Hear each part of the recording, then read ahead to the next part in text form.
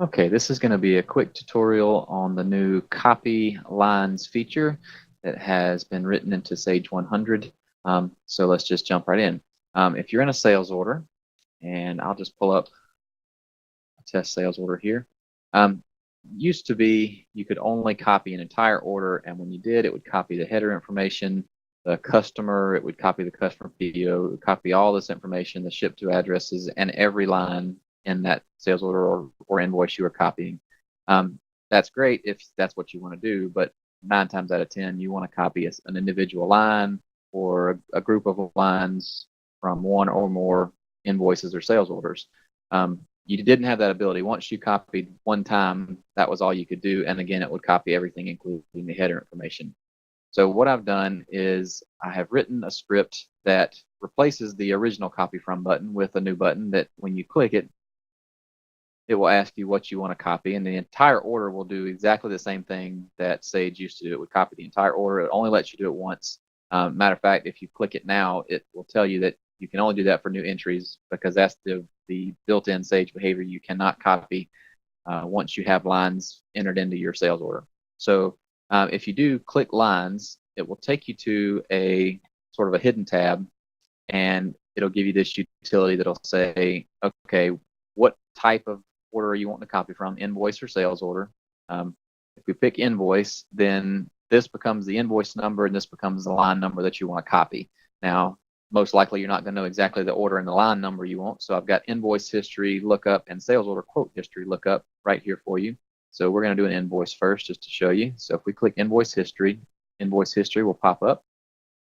And let's search for, say it's an invoice that the customer name was International Paper. If I search for International Paper, and I know that it was 43500, just saying. So if I look at the lines tab, here we go. We've got an order with some non-stock items on here, and so I know I want this bumper and this spring. Okay, so if we just kind of scoot this over here where we can kind of reference that, all you do is type in the order number, which is 43500, and the line number, which is 3. When you click copy line, it will go and look and pull all the information that you need for that line. It'll say the item code, the description, the non-stock part number, the quantity ordered, comments, everything. So if I say, yeah, that's what I want, I say yes. I can go in here and I can say I want line 4 as well. That's the spring. I'll say yes. Then I click done.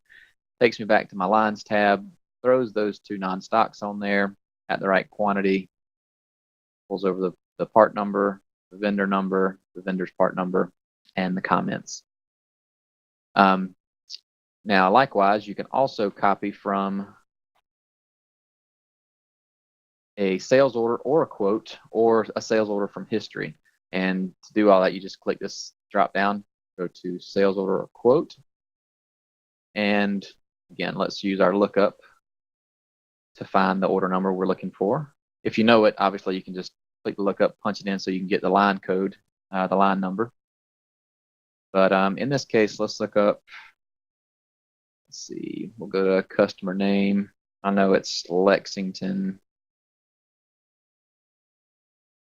County Procurement, let's just say. And we'll pull this guy here. It's a quote, it's an active quote.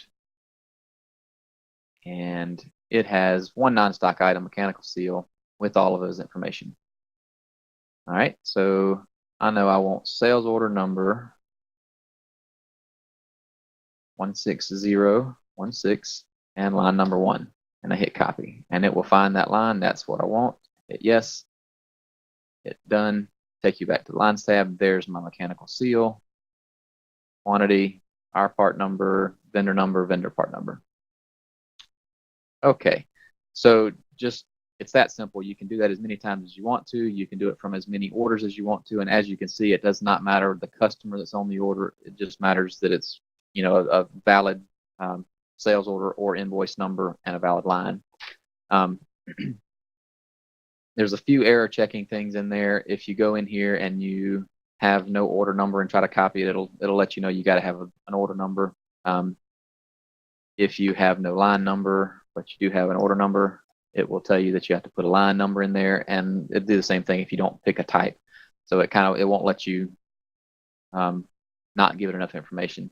But as far as usability goes, that's about it. You just hit the copy from, you pick that you want to copy from lines, you pull the sales order or invoice number in there, the line number you want to copy, hit copy line. You can do that as many times as you need to. When you're finished, hit done. They're in your lines tabs, and you can go from there. So hope this helps. I know that was a functionality that we really missed, and hopefully this will save you a lot of time, especially on non-stock items.